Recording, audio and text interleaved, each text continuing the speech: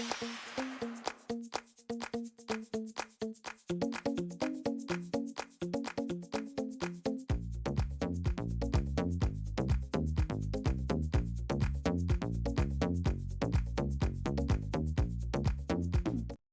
everyone, I'm Michelle Smith and welcome back to my channel.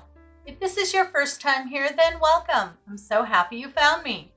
I have a Dollar Tree DIY for you today.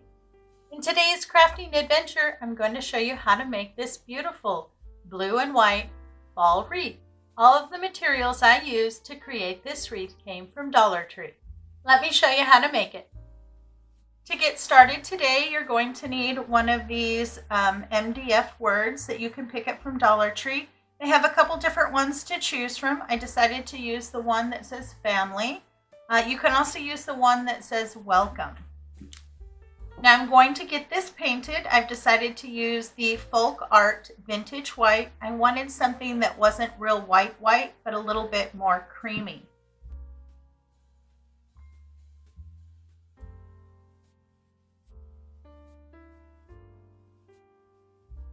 This will probably take you 2 coats to get a good coverage.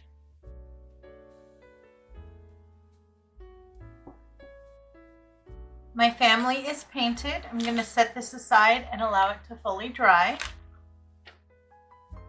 You're also going to need one of these 9.8-inch floral foam wreaths you can pick up at Dollar Tree. And then you're also going to need several stems of this really beautiful pumpkin maple stems that you can pick up from Dollar Tree. I grabbed these last year, but I did look and they are having them back again this year. And they are hitting your stores now. To prep your florals, simply push everything up to the top and leave yourself a good about 1.5 inches. I really do like these stems. Some have berries, some have pretty little pumpkins, and then the leaves themselves are just so pretty. I will let you know when I am complete how many stems you're going to need.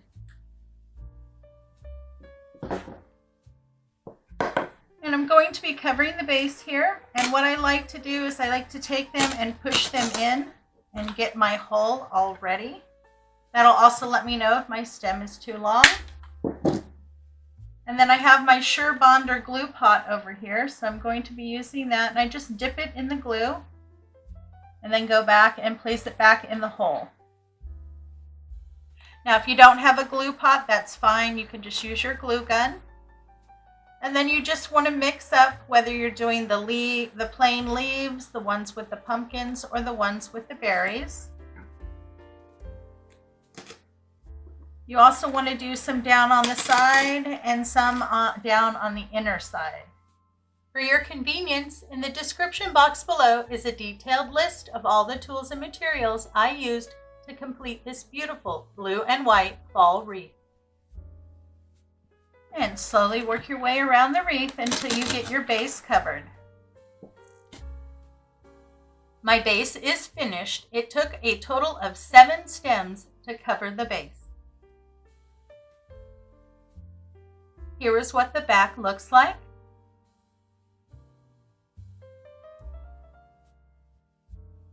Let's get our word family attached to the wreath here in the center.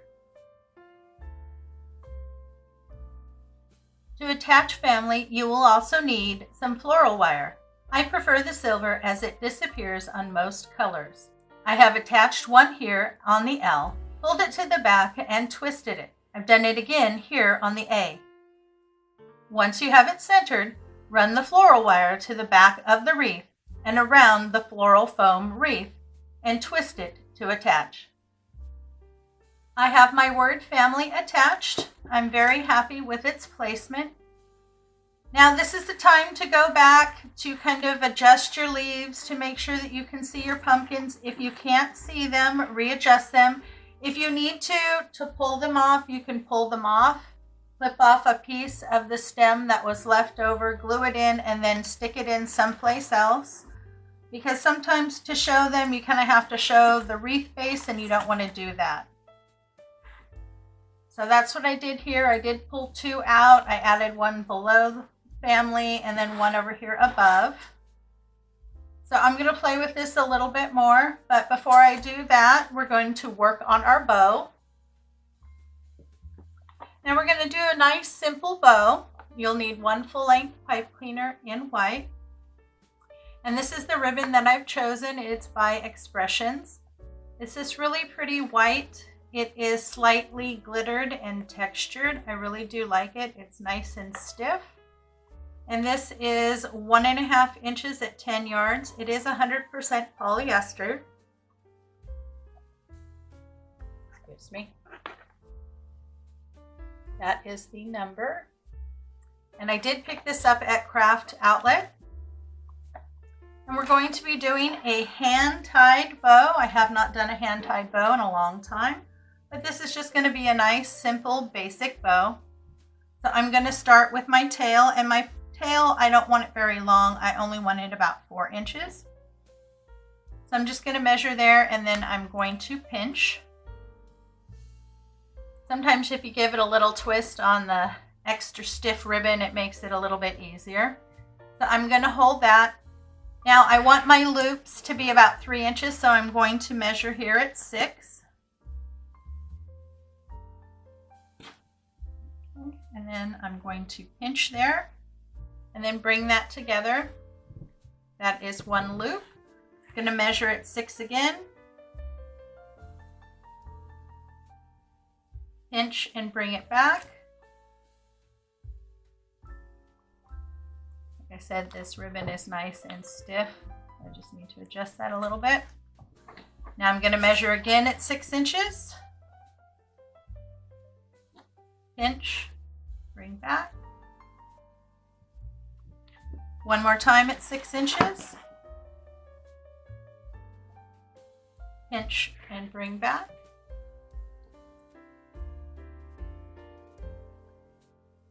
Okay. And now I'm going to do my other tail at 4 inches. Okay.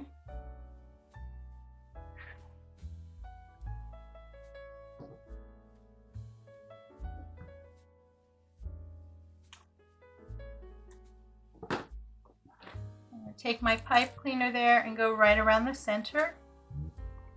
Pull it to the back, get it nice and tight. And give it a nice twist.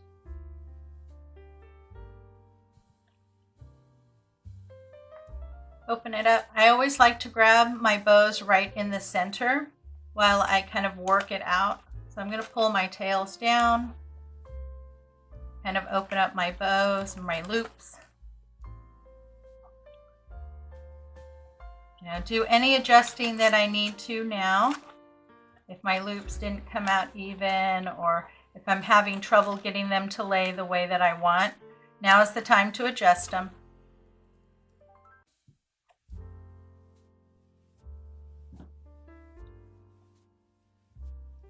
So I do like that. It's just a really nice, simple, clean bow.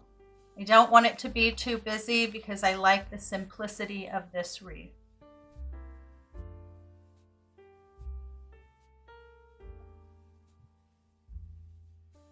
And now we'll dovetail the ends. Since this is a nice stiff ribbon, I can go a little bit stronger there on my dovetail and not worry about those ends curling in.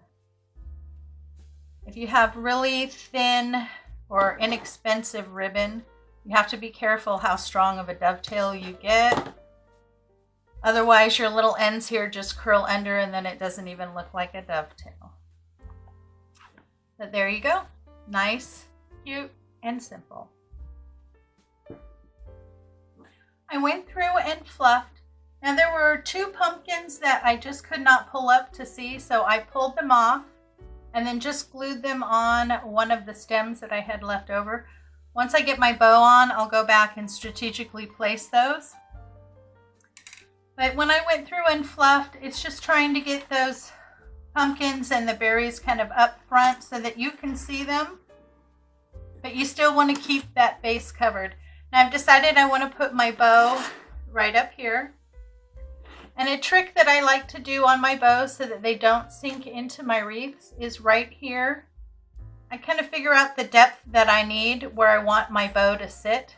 And I need this about 1.5 inches to 2 inches. So about 1.5 inches here, I've twisted down. That still gives me plenty of pipe cleaner, but that will allow my bow to sit up on the top of my wreath and not get pulled down. And then to get this attached, once I find where I want it to go, just take the pipe cleaner and feed one on either side of the wreath form. Just kind of hide it underneath those leaves. Pull it down into the back and give it a twist.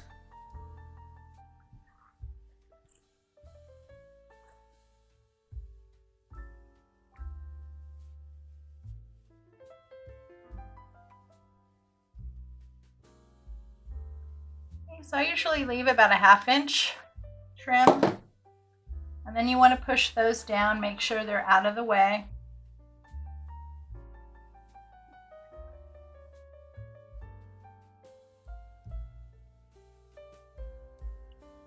And the floral wire that you use to attach the word family.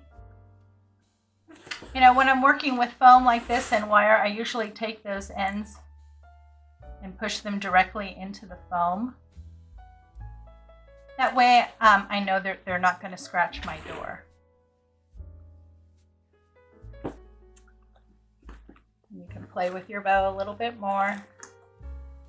But, oh, I think that looks so pretty.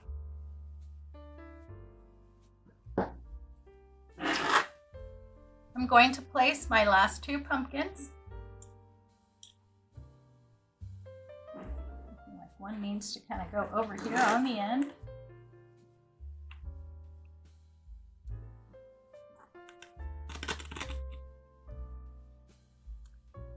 Oh, I think that looks so pretty. Now the last thing we need to do is put a hanger on it. And you're just going to need a full-length pipe cleaner. You just want to run it around the floral foam wreath. Now when I secure, I always like to twist my ends around my pipe cleaners like that, and then I do the other side. This makes it very secure.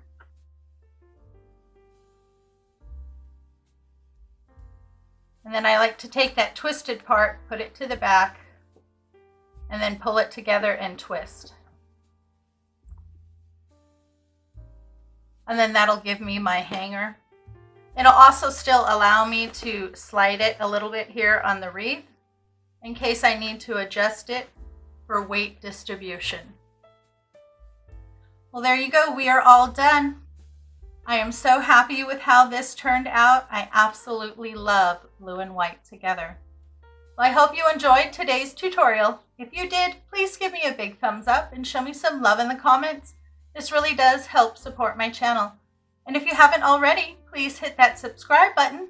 Thanks again for stopping by. You know it's always a pleasure to see you. I hope you have a great day, and I'll see you next time.